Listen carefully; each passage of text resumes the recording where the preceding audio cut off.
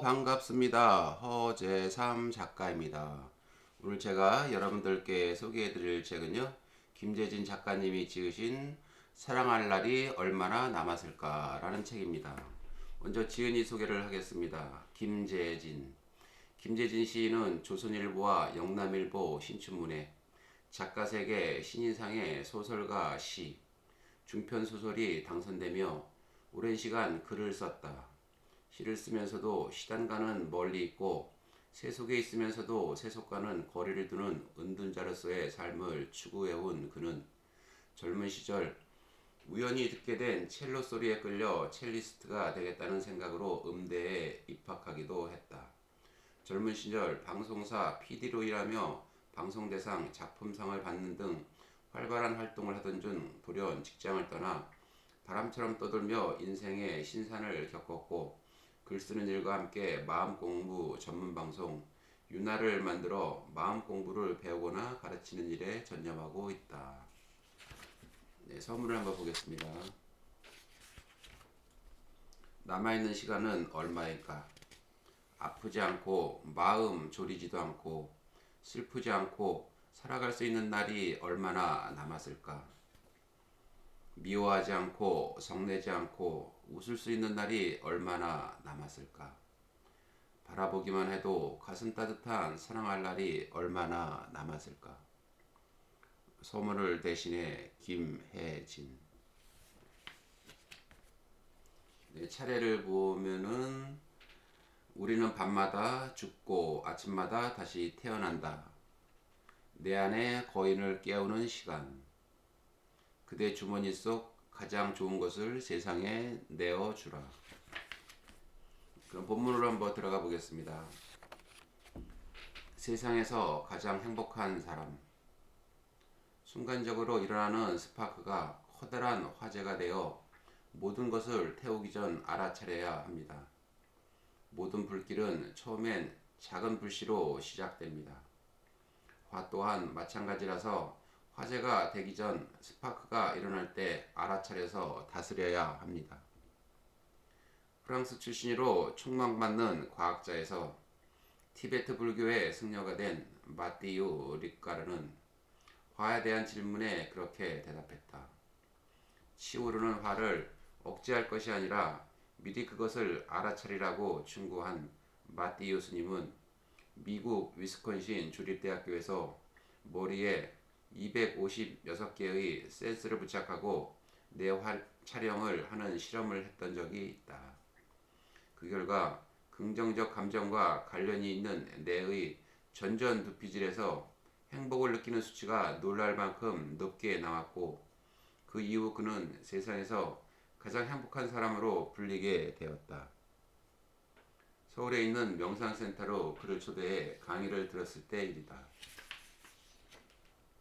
세상에서 가장 행복한 사람이라 불리는 그를 향해 사람들은 우울증과 무기력으로 힘든 나의 뇌를 당신의 행복한 뇌와 바꿀 수 있는 방법은 없는가? 라고 물었다. 마띠오 스님은 나는 이미 늙어가고 있는 중이라 당신의 뇌와 바꿀 만한 가치가 없다. 그러니 당신의 뇌를 그대로 개선해서 쓰는 것이 좋겠다는 말로 폭소를 터뜨리게 했다. 행복하기 위해선 마음을 지금 이 순간 이 자리에 놓아두라고 마띠오 리카르는 충고한다. 행복은 과거나 미래가 아닌 지금 여기에 일어나는 일이기 때문이다. 그에 비해 두려움은 아직 오지도 않은 미래의 시간이며 집착은 지나가 버려 잡을 수 없는 과거의 시간이다. 그런데도 우리는 왜 잡을 수도 없는 그것들 때문에 갈등하는가? 분노나 슬픔, 두려움이나 이기심 같은 부정적인 감정에 대해 마띠유 리카르는 부정적인 감정은 소매치기와 같아서 얼굴을 모를 때는 당하게 됩니다. 그러나 많은 사람들 속에 섞여 있어도 소매치기의 얼굴을 알고 있다면 도둑 맞을 이유가 없습니다. 부정적인 감정 또한 이와 같아서 그것의 얼굴을 알고 있는 사람은 그런 감정이 가까이 오려 하면 조심하고 경계해 스스로 도둑맞지 않도록 해야 합니다. 라고 말한다. 살아가면서 당신은 얼마나 자주 소매치기를 당하는가? 얼마나 자주 화내며 얼마나 자주 슬픔에 빠지는가? 소매치기의 얼굴을 알기 위해 우리가 주의를 기울여야 할 것은 시시각각 변하는 우리의 마음이다. 아침에 할 일. 사소한 것에 묶여 소중한 하루를 망쳐놓지 말자. 한 끼 식사가 마음에 들지 않았다고 온종일 그 마음이 화내고 있다면 얼마나 어리석은 일인가. 따뜻한 표정으로 미소 짓고 밝은 목소리로 전화 받는 순간 의식도 따라서 환해지니 많이 웃고 많이 사랑하자. 하루가 시작된 아침 눈 뜨는 순간 스스로를 향해 이렇게 속삭여보자. 오늘 하루 칭찬이나 비난에 반응하지 않는다. 오늘 하루 자신을 어떤 대상과도 비교하지 않는다. 오늘 하루 삶이 어떤 시련을 주더라도 두려워하지 않는다. 자기 자신을 향해 뭔가를 다짐하며 시작하는 하루는 매번 새로운 하루가 될 수 있다. 인생의 험준한 산맥을 넘어가야 하는 우리는 다가오는 경계에 흔들리지 말아야 한다. 칭찬이라는 순 경계에도 그리고 비난이라는 역 경계에도 흔들리지 말아야 하며 스스로 만들어 놓은 자기 비하로부터도 자유로워야 한다. 삶이 우리에게 주는 수많은 시련들은 지나고 나서 돌아보면 우리를 성장시키는 훌륭한 경험이며 공부라는 사실을 기억해야 한다. 도로 가져간 선물. 비난하긴 쉽다. 그러나 칭찬하긴 어렵다. 타인에 대한 비난은 자신의 책임을 부인하는 행위다. 비난 속에 우리는 자신의 부정직함을 감추려 한다. 쏟아지는 비난에 아무 대꾸도 하지 않는 스승이 안타까워 제자는 이렇게 물었다. 왜 말도 안 되는 저런 비난에 아무런 대꾸도 하지 않으십니까? 스승은 이렇게 대답했다. 선물을 가지고 갔는데 받아야 할 사람이 그것을 받지 않는다면 어떻게 할 것인가? 제자가 답했다. 도로 가지고 올 수밖에 별 수가 없지요. 제자의 대답을 들은 스승이 다시 말했다. 비난 또한 선물과 같다. 내가 받지 않았으니 그 비난은 도로 그 사람에게로 돌아갈 것이다. 누구나 남을 욕하거나 비난할 때가 있다. 또한 누구나 욕먹거나 비난받을 때가 있다. 그러나 누워서 뱉은 침이 내 얼굴로 떨어지듯 상대가 받지 않은 욕과 비난은 내 얼굴로 떨어질 수밖에 없다. 받기 싫은 선물을 내가 받지 않는 한 선물을 들고 온 상대는 무한한 얼굴로 그것을 도로 가져갈 수밖에 없다. 누가 나를 비난한다고 기죽을 이유는 없다. 누가 나를 비난한다고 따라서 상대에게 욕하는 것도 시간 낭비다. 내가 받지 않는 한 비난은 상대가 도로 가져갈 수밖에 없다. 상처받는 사람에게 인생의 승패는 부정적인 생각이 날 때마다 그 생각을 얼마나 빨리 긍정적인 생각으로 바꾸느냐에 따라 달려있다. 어두운 마음이 들면 얼른 알아차리고 그것을 밝은 마음으로 바꾸는 사람이 인생에 승리할 수 있다. 늘 어둡고 무기력하고 짜증 잘 내는 사람의 인생은 어둡다. 밝은 빛 속에서도 그는 햇빛이 너무 밝아라고 투덜거릴 것이 분명하니까. 정신적인 고통을 느낄 때 우리는 그 고통을 나 자신으로부터 찾지 않고 외부의 원인으로 돌리려 하는 경향이 있다.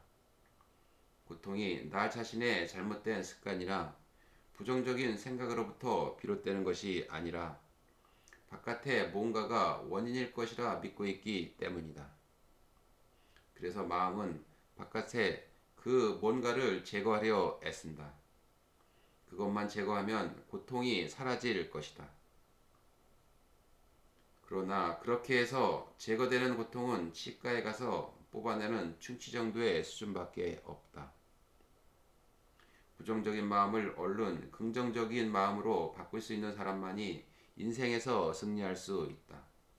인생이 포탄 장렬하는 전쟁터는 아니지만 전쟁이라도 난 듯 삶에서 늘 상처받는 사람이라면 마음의 습관을 점검해야 다치지 않고 살 수 있다. 부정적인 생각에 얼마나 많이 길들여져 있는지, 그리고 그 부정적인 생각을 얼마나 빨리 긍정적인 생각으로 바꿀 수 있는지 여부에 따라 당신의 인생은 상처뿐인 삶이 될지 아니면 만족스러운 삶이 될지 판가름 난다. 인생의 배역. 우리 모두는 인생이란 학교의 스승이자 학생이다. 스스로를 향해 이렇게 자문해보라. 나는 무엇을 배우고 또 무엇을 가르치려 여기에 왔는가? 무엇을 배우기 위해 그리고 또 무엇을 가르치기 위해 우리는 지금 이 자리에 있는 것일까? 인생이란 학교에서 당신이 주로 맡고 있는 역할은 무엇인가? 당신은 스승의 역할을 즐겨 하는가? 아니면 늘 학생으로 만족하는가? 그도 저도 아니면 당신이 이 학교에서 맡고 있는 역할은 무엇인가? 어떤 일은 참으로 다양한 역할을 한 번의 인생에서 연기한다.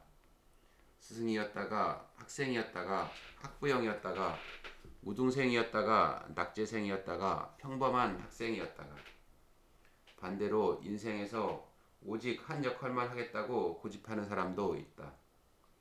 죽어도 이 역할만 할 거야 라고 작정이라도 한 듯이 한 우물만 파는 사람들이 그들이다. 세상은 그런 이들을 향해 강직한 사람이라 평하기도 하고 융통성 없는 외굴수라 평하기도 한다.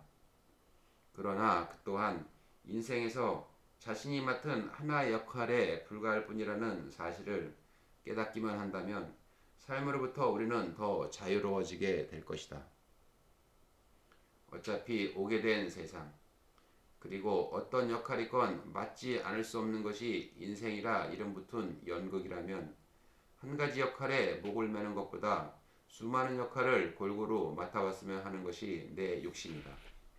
수많은 역할을 맡아서 연기한다는 것은 수많은 인생을 살아본다는 말과 다르지 않으니 단 한 번뿐인 인생에서 나는 더 많은 경험을 하며 살고 싶다. 시간의 세 가지 걸음. 시간은 세 가지 걸음이 있다.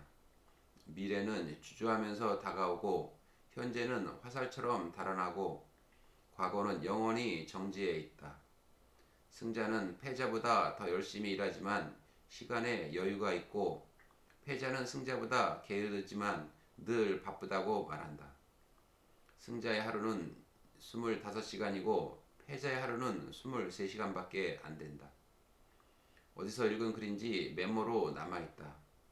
아무리 높은 산이라도 올라가면 내려와야 하듯이 폭염이 내리쬐다가 또 비가 쏟아지고 다시 폭염이 계속되다 보면 어느새 가을이 다가온다.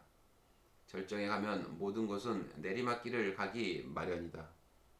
느리게 그리고 주저하면서 다가오는 것 같지만 미래는 현재가 되는 순간 시위를 떠난 화살처럼 날아가 버린다. 하루하루는 지루한데 일주일은 금방 흩어지고 한 달이나 1년은 쏜살같이 날아가고 없다. 우리 만난 지가 언제였더라 하며 악수하다 보면 못 본 지 10년. 강산도 변하고 사람의 마음도 변해 한때의 친구가 서먹서먹한 타인이 되어 있다. 승자는 시간을 관리하며 살고 패자는 시간에 끌려가며 산다는데 인생에서 패자로 남고 싶어하는 사람이 어디 있겠는가? 그러나 인생엔 승자도 패자도 없다. 이기기 위해 이곳에 온 것이 아니라 우린 그저 무엇인가를 경험하기 위해 이곳에 왔으며 그 경험이 다할 때 세상을 떠날 뿐이다. 적지 않은 경험을 했지만 아직도 다하지 못한 어떤 경험이 내 인생에 남아있을까? 다가오는 미래를 다 알 수야 없지만 참으로 중요한 것은 시간에 끌려다니지 말며 살지 말고 시간을 부리면서 삶을 살아야 한다는 것이다. 결발해야 할 것들. 삶에서 잡동사니를 제거하라. 주변에 고통스러운 기억을 불러일으키는 대상이 있다면 결별하라. 아름다우면서도 동시에 고통스러움을 유발하는 것이 있다면 가능한 한 그것과도 결별하라. 리디거 샤해. 고통스러운 기억을 불러일으키는 대상이 있다면 결별하라는 말이 가슴에 닿는다. 그러나 우리는 그것이 고통스럽다고 말하면서도 고통스러운 기억을 붙잡고 내려놓지를 못한다. 도저히 잊어버릴 수가 없어. 도저히 용서할 수가 없어. 하면서 마음의 잡동사니는 바로 우리가 끊임없이 지어내고 있는 숱한 생각들이다. 이런저런 편견과 분별심과 의심들이 뒤죽박죽으로 섞여 마음을 쓰레기통으로 만들어 놓는 것이다. 그런 잡동사니야말로 마음의 고통을 만들어내는 원인이다. 고통을 유발하는 것이 있다면 가능한 한 그것과 결별해야 한다.